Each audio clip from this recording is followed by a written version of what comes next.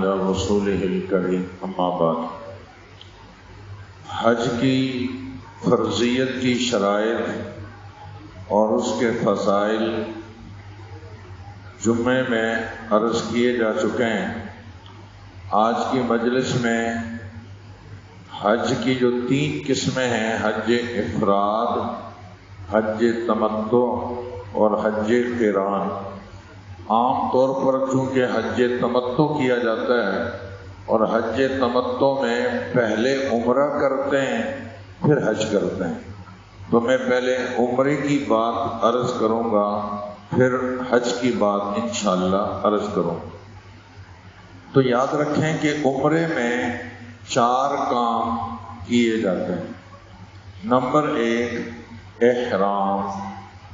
احرام 3 چیزوں کے مجموعے کا نام ہے۔ نیت، 2 چادریں اور تلبیہ۔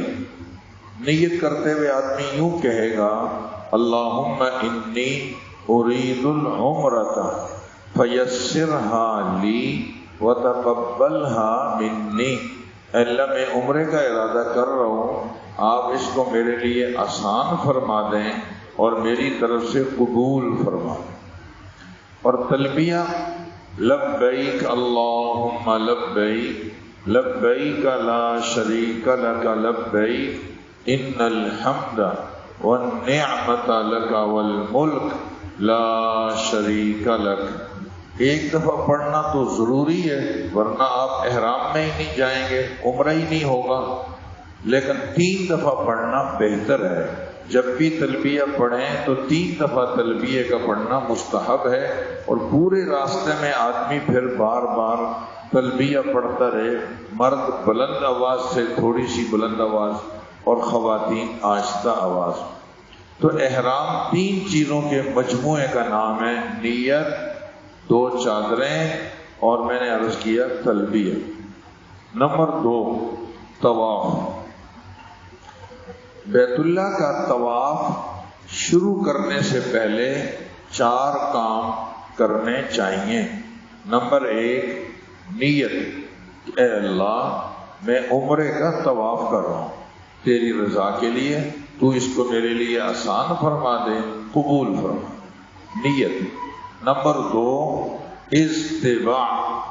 استباع کا مطلب ہے کہ جو اوپر والی چادر ہے اس کو دائیں کندھے سے نیچے نکال کے بائیں کندھے پہ ڈال دیں اور دایاں کندھا خالی کر لیں، اس کو کہتے ہیں استباع۔ نمبر 3 استقبال۔ حجر اسود کے سامنے جا کر دونوں ہاتھوں کو یوں اوپر اٹھائیں جیسے نماز میں اٹھاتے ہیں کانوں تک، پھر چھوڑ دیں، یہ استقبال ہے۔ نمبر 4 استلام۔ استلام کا مطلب یہ ہے کہ دونوں ہاتھوں کو حجر اسود کی طرف یوں آگے بڑھائیں اور یہ تصور کریں کہ میں نے یہ دونوں ہاتھ حجر اسود پر رکھے ہوئے ہیں، اور پھر ان دونوں کو بوسہ دے دیں۔ اگر حجر اسود تک جانا ممکن ہو تو پھر تو براہ راست بوسہ دینا چاہیے، ہاتھ لگانا ممکن ہو تو ہاتھ لگا کر بوسہ دے دینا چاہیے، ہاتھ میں چھڑی ہو وہ وہاں تک پہنچ سکتی ہے اس کو لگا کر بوسہ دے دیں۔ اگر اس میں سے کچھ نہیں ہو سکتا، جیسا کہ موجودہ حالات میں مشکل ہے، تو بس آپ اپنے ہاتھوں کا یوں اشارہ کریں اور دونوں ہاتھوں کو بوسہ دے دیں، یہ استلام کہلاتا ہے۔ 4 کام آپ نے طواف سے پہلے کر لیے۔ اب آپ حجر اسود کے چونکہ سامنے کھڑے ہیں اور حجر اسود سے ہی بیت اللہ کا طواف شروع ہوتا ہے، یوں گھوم کر جب آپ حجر اسود پر دوبارہ آ جائیں گے 1 چکر ہوگا، دوبارہ آئیں گے پھر 2، پھر آئیں گے 3، 7 چکر لگائیں گے تو یہ آپ کا 1 طواف پورا ہوگا۔ یہ 4 کام کرنے کے بعد دائیں طرف سے طواف شروع کرنا ہے۔ طواف کے دوران 3 چکروں میں رمل ہوگا، پہلوانوں کی طرح کندھے ہلا ہلا کے چلنا چاہیے اگر آسانی سے ممکن ہو۔ 4 چکر پھر اپنی عام ترتیب کے مطابق آدمی کو چلنا چاہیے۔ دوران طواف نیچے دیکھنا چاہیے، سینہ موڑ کے بالکل بیت اللہ کی طرف دیکھنا یا دائیں بائیں دیکھنا یہ غلط ہوگا۔ دوران طواف تیسرا کلمہ سبحان اللہ والحمد للہ ولا الہ الا اللہ واللہ اکبر پڑھنا چاہیے۔ دوران طواف مسنون دعائیں بھی پڑھی جا سکتی ہیں، قرآن مجید کی تلاوت بھی کی جا سکتی ہے، زبانی کرنا زیادہ بہتر ہے۔ دوران طواف آدمی اچھے اشعار بھی پڑھ سکتا ہے جن سے رقت پیدا ہو، اس کی آنکھوں سے آنسو آ جائیں۔ جب رکن یمانی پر پہنچیں تو وہاں پڑھنا چاہیے ربنا آتنا فی الدنیا حسنہ وفی الآخرۃ حسنہ وقنا عذاب النار۔ حدیث میں ہے کہ رکن یمانی جنتی پتھر ہے، اس پر 70 فرشتے موجود ہوتے ہیں۔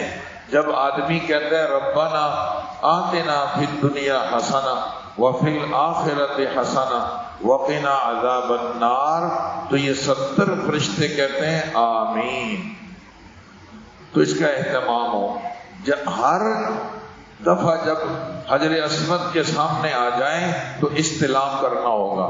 اب استقبال کی ضرورت نہیں ہے، اب صرف استلام کافی ہوگا، یعنی ہاتھوں کا اشارہ کر کے دونوں ہاتھوں کو بوسہ دینا ہوگا۔ اور استباء جو آپ نے کر رکھا ہے یہ استباء 7 چکروں میں رہے گا، اور جب طواف ختم ہو جائے تو پھر طواف کے اختتام پر 3 کام کرنے ہوں گے۔ پہلا کام ملتزم پہ جا کر دعا مانگیں یا اس کے سین میں پیچھے دعا مانگ لیں اگر آسانی سے ممکن ہو، ورنہ یہ ضروری نہیں۔ نمبر 2 رکعت طواف کی پڑھیں۔ یہ 2 رکعت طواف کی بہتر ہے کہ مطاف میں پڑھ لیں، مقام ابراہیم کے پیچھے پڑھ لیں، یا کہیں بھی جگہ مل جائے پڑھیں، لیکن یہ 2 رکعتیں پڑھنی واجب اور ضروری ہیں، مکروہ وقت نہیں ہونا چاہیے۔ ان 2 رکعتوں میں بہتر ہے کہ آپ سورہ کافرون اور دوسری رکعت میں قل هو اللہ احد پڑھ لیں۔ نمبر 3 زمزم پینا، یہ بھی فرض اور ضروری نہیں، 2 رکعتیں ضروری ہیں لیکن زمزم پینا بھی سنت ہے۔ آدمی طواف سے فارغ 2 رکعت سے فارغ ہونے کے بعد پھر زمزم پی لے۔ چوتھا کام بھی یہاں کرنا ہوگا، میں نے 3 بتائے، 4 کام ہیں طواف سے فارغ ہونے کے بعد 4 کام۔ نمبر 1 ملتزم پہ جائیں، گو کہ ضروری نہیں۔ نمبر 2 رکعت نماز پڑھیں، یہ واجب ہے۔ اور نمبر 3 زمزم پئیں، اور نمبر 4 صفا مروہ کی سعی پہ جب جا رہے ہیں تو 9واں استلام کر لیں۔ 8 استلام پہلے ہو چکے ہیں، یہ 1 دفعہ اور کرنا ہوگا، اور یہ 9واں استلام صفا مروہ کی سعی کے لیے ہے، اس کا تعلق طواف سے نہیں۔ نمبر 3 تیسرا کام عمرے میں طواف کرنا ہے۔ طواف سعی کرنی ہے، سعی شروع ہوتی ہے صفا سے، ختم ہوتی ہے مروہ پہ۔ صفا پہ کھڑے ہو کر آپ پہلے نیت کر لیں کہ میں عمرے کی سعی کر رہا ہوں، یا اللہ تو اس کو قبول فرما، آسان فرما۔ یہ آیت بھی پڑھ لیں، ان الصفا والمروہ من شعائر اللہ۔ اللہ تعالیٰ نے آغاز صفا سے کیا، ان الصفا، تو بس سعی بھی صفا سے شروع ہوگی۔ دوران سعی چوتھا کلمہ پڑھ لیں، لا الہ الا اللہ وحدہ لا شریک لہ لہ الملک ولہ الحمد وہو علی کل شیء قدیر۔ وہاں ہری بتیاں لگی ہوئی ہیں، ان 2 ہری بتیوں کے درمیان ہماری پرانی کتابوں میں لکھا ہے میلین الاخضرین، اس کے درمیان مردوں کو قدرے تیز چلنا چاہیے، عورتوں کو آہستہ چلنا چاہیے، اور اس دوران آدمی دعائیں بھی کر لے، دعائیں قبول ہوتی ہیں۔ رب اغفر وارحم وتجاوز عما تعلم انک انت الاعز الاکرم۔ مروہ پہ جائیں، 1 چکر ہو گیا، مروہ پہ پھر دعا مانگ لیں، دوبارہ پھر آ جائیں اسی ترتیب پہ، صفا پھر مروہ پھر صفا، یا صفا سے مروہ 1، مروہ سے صفا 2، یہاں تک کہ آخری چکر جا کر مروہ میں پورا ہوگا، یہ 7 چکر ہو گئے، آپ کی سعی مکمل ہو۔ اس کے بعد چوتھی چیز ہے حلق یا قصر۔ بہتر یہ ہے کہ آدمی اپنے بالوں پہ اس طرح پھرا لے، اس کو حلق کہتے ہیں۔ رسول اللہ صلی اللہ علیہ وسلم نے حلق کرنے والوں کو 3 دفعہ دعا دی ہے، رحم اللہ المحلقین۔ تو گویا عمرے میں 4 کام ہو گئے، احرام، طواف، سعی اور حلق۔ احرام سے پہلے، احرام 3 چیزوں کے مجموعے کا نام ہے۔ نمبر 2 طواف، طواف سے پہلے 4 کام کرنے ہیں، اور طواف کے بعد اور سعی سے پہلے درمیان میں پھر 4 کام کرنے ہیں، اور سعی جب کر لیں تو سعی کے دوران چوتھا کلمہ پڑھیں اور دوڑ لگائیں مخصوص جگہ پر، اور اس کے بعد آخری چیز حلق یا قصر کر لیں۔ حلق یا قصر یہ وہاں حلاق بیٹھے ہوتے ہیں، ان سے کروا لیں جب بھی ٹھیک ہے۔ خود کوئی آدمی کرنا چاہے تو جب بھی کر سکتا ہے، بشرطے کہ اس نے عمرے کے سارے کام کر لیے ہیں، صرف حلق رہ گیا ہے تو اپنا حلق خود بھی کر سکتا ہے، اور 2 آدمی آپس میں ہیں، اس کے بھی سب کام ہو گئے، اس کے بھی ہو گئے، تو ایک دوسرے کا حلق بھی کر سکتے ہیں۔ یہ میں نے عمرے کی بات بتلائی اور یہ ختم ہوگی۔ بڑا آسان ہو گیا کہ عمرہ 4 چیزوں کا نام۔ حج، حج 10 چیزوں کا نام، جس میں سے 3 چیزیں فرض ہیں، 7 چیزیں واجب ہیں۔ یہ 7 اور 3 ملاؤ بنتی ہیں 10۔ 10 کام کر لو آپ کا حج ہو۔ ان 10 کاموں میں نے عرض کیا کہ 3 چیزیں فرض ہیں۔ نمبر 1 احرام، احرام کی وہی تفصیل ہے جو میں نے عمرے میں بتلائی۔ نمبر 2 وقوف عرفہ، حج تو نام ہی عرفات کے وقوف کا ہے، الحج العرفہ حدیث میں آتا ہے، اور حدیث میں خیر الدعاء دعاء العرفہ، بہترین دعا وہ ہے جو عرفات کے میدان میں کی جائے۔ اللہ تعالیٰ سب کو نصیب فرمائے۔ تو وقوف عرفہ یہ ظہر کی نماز سے شروع ہوتا ہے اور صبح صادق تک رہتا ہے، لیکن مغرب تک رکنا واجب ہے۔ چنانچہ اکثر لوگ وہاں حجاج مغرب تک ہی رہتے ہیں۔ کوئی آدمی مغرب تک نہیں پہنچ سکا اور رات کو چلا گیا، جب بھی اس کا حج ہو جائے گا۔ خیر، اس دوران آدمی کو دعائیں مانگنی چاہیے، زیادہ تر دعائیں مانگنی چاہیے، تلبیہ پڑھنا چاہیے، اور یہ چوتھا کلمہ پڑھنا چاہیے، مختلف اوراد و وظائف بتائے جاتے ہیں۔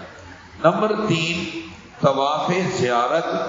طواف زیارت کا وقت شروع ہوتا ہے 10 ذی الحجہ کی فجر سے لے کر 12 ذی الحجہ کی مغرب تک، بغیر عذر کے اگر تاخیر کی اور 12 ذی الحجہ کی مغرب تک اس نے طواف زیارت نہیں کیا تو اس پر دم لازم آ جائے گا۔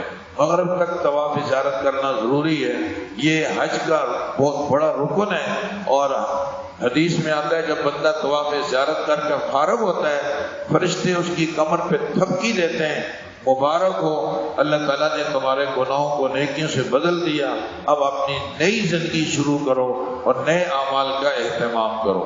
تو 3 چیزیں فرض ہوگی۔ طواف زیارت چھوٹ گیا کوئی حل نہیں ہے، اس کا حج ہی گیا۔ ایسی وقوف عرفہ چھوٹ گیا پھر اس کا حج ہی ختم ہو گیا، یہ فرض ہے۔ احرام، وقوف عرفہ اور طواف زیارت، یہ 3 فرائض ہیں، 7 چیزیں واجب ہیں۔ نمبر 1 وقوف مزدلفہ۔ مزدلفہ میں فجر کی نماز کے بعد کچھ دیر کھڑا ہو جائے آدمی اور دعا مانگے، تلبیہ کر لے، یہ وقوف کی نیت سے یہ اعمال کر لے تو وقوف ہو جاتا ہے۔ اشراق سے 5-10 منٹ پہلے ہی بس اس کا وقت ختم ہو جاتا ہے۔ یہ پہلا واجب ہے، وقوف مزدلفہ۔ نمبر 2 رمی، یعنی جو شیطانوں کو کنکر مارے جاتے ہیں 3 دن تک یہ عمل ہوتا ہے، تینوں دن کی رمی کرنا یہ واجب اور ضروری ہے۔ نمبر 3 قربانی، ایک قربانی ہوتی ہے جو صاحب نصاب لوگوں پر واجب ہوتی ہے، اور ایک قربانی ہوتی ہے جو حج کی وجہ سے کرنی پڑتی ہے. اس کا اصل نام ہے دم شکر، لیکن آسانی کے لیے کہہ دیتے ہیں قربانی. نمبر 4 حلق. نمبر 5 طواف. اس طواف کو طواف وداع کہتے ہیں. طواف وداع یہ بھی واجب ہے جو آخر میں کیا جاتا ہے. نمبر 6 سعی. درمیان میں ایک چیز جو میں نے عرض کیا کہ رمی، اس کے بعد قربانی، اس کے بعد حلق. تو یہ 5واں واجب یوں بیان کرتے ہیں کہ ان 3 چیزوں کو، آخری 3 چیزوں کو ترتیب سے کرنا. یعنی پہلے رمی، پھر قربانی، پھر حلق. ان کو آگے پیچھے نہیں کرنا، ترتیب وار کرنا. یہ بھی احناف کے یہاں واجب ہے. تو یہ 7 ہو گئے.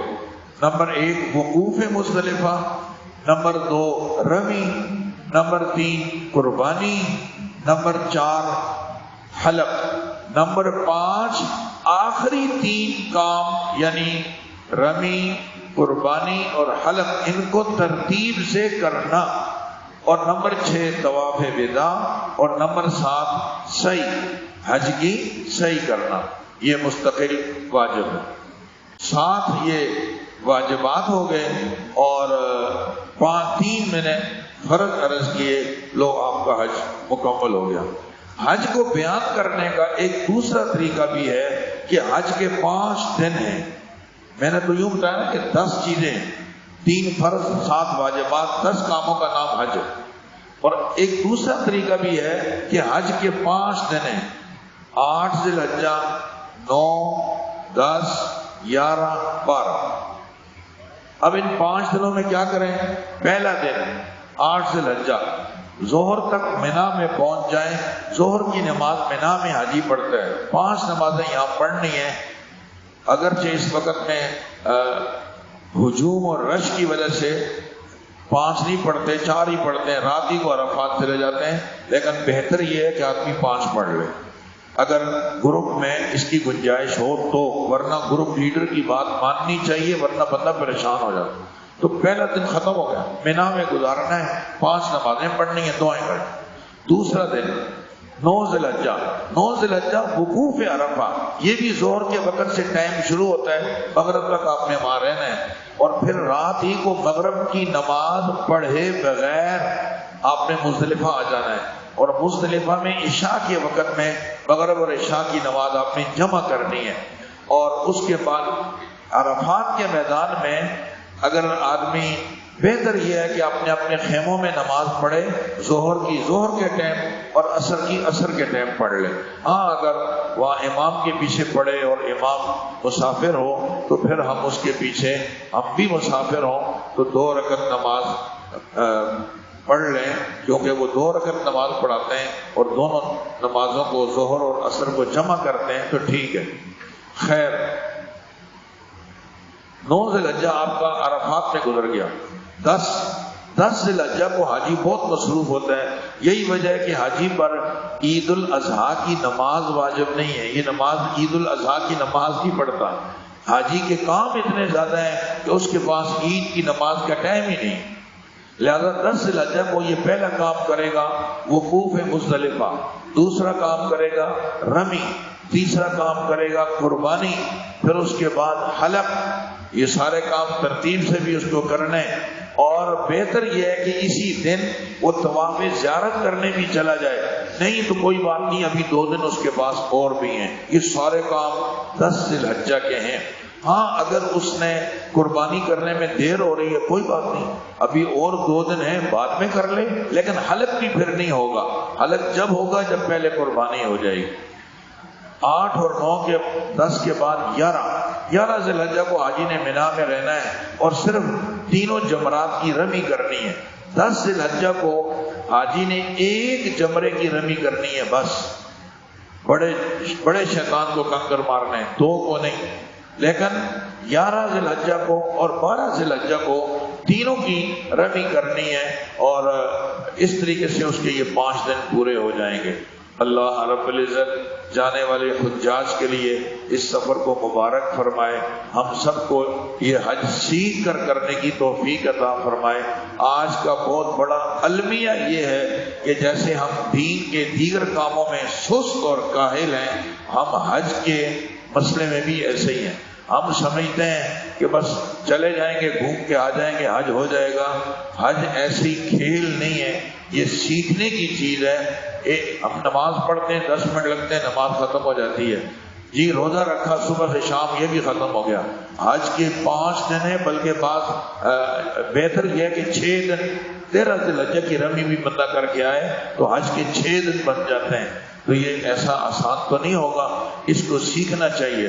بعض ممالک میں حاجی کا ویزا جب لگے گا جب پہلے ٹریننگ کر کے آئے اور بطاقہ دکھائے کہ ہاں میں نے ٹریننگ کر لی ہے، پھر جانے کی اجازت ہے۔ ہمارے یہاں پاکستان کے حجاج جو جاتے ہیں، اللہ معاف فرمائے، لبیک ہی پڑھنا نہیں آتا۔ جب لبیک ہی نہیں پڑھا، نہ کسی سے کہلوایا، نہ خود پڑھا، نہ کتاب میں دیکھ کر پڑھنا آیا، یہ احرام میں یہ بتاؤ، احرام میں ہی نہیں گیا تو حج کیسے ہوگا؟ تو یہ بہت بڑی کمزوری ہے۔ نمازیں بیت اللہ کے سامنے کھڑے ہیں، نماز پڑھنے نہیں آتی، تو کم از کم جانے والوں کو چاہیے نماز کسی کو سنا لو، قرآن مجید کی کچھ صورتیں یاد کر لو، تلبیہ یاد کر لو، چوتھا کلمہ یاد کر لو، تیسرا کلمہ یاد کر لو، ربنا آتنا فی الدنیا، یہ دعا یاد کر لو، کچھ اور مسنون دعائیں، وضو کا صحیح طریقہ، احرام باندھنے کا طریقہ، یہ چھوٹی چھوٹی چیزیں مگر بڑی اہمیت رکھتی ہیں، یہ سیکھ کر جانا چاہیے۔ بغیر سیکھے ہوئے ایک ساتھی نے کہا کہ میں گیا تھا، بیوی میرے اوپر حلال تھی، لیکن جب میں واپس آیا تو مولوی صاحب نے کہا کہ تم پہ بیوی حرام ہوگی۔ میں نے کہا یہ کیسا حج ہے؟ تو پتہ چلا کہ طواف زیارت چھوڑ دیا، وہ نہیں کر سکا، ایسے ہی آ گیا۔ اور طواف زیارت جب تک بندہ نہ کرے بیوی حلال نہیں ہوتی۔ اب بتاؤ، اس طرح کے اور بہت سارے مسائل ہیں جو گہرائی میں جائے آدمی تو یہ ایک لمبا وقت چاہیے، لیکن میں یہ صرف اتنی تاکید کرنا چاہ رہا ہوں کہ حج کا سفر اللہ کسی کو نصیب فرمائے، ہزارہا مرتبہ قابل تحسین ہے اور مبارکبادی کا وہ بندہ مستحق ہے، مگر ضروری ہے کہ حج کو سیکھ کر کریں، سیکھ کر کریں اور سیکھ کر کریں۔ اس میں کوتاہی کرنے کا مطلب اپنا وقت، اپنا پیسہ اور عمل سب کچھ ضائع کرنا ہے۔ اللہ تعالی ہمیں اس کی فکر کی توفیق عطا فرمائے۔ وآخر دعوانا ان الحمد للہ رب العالمین۔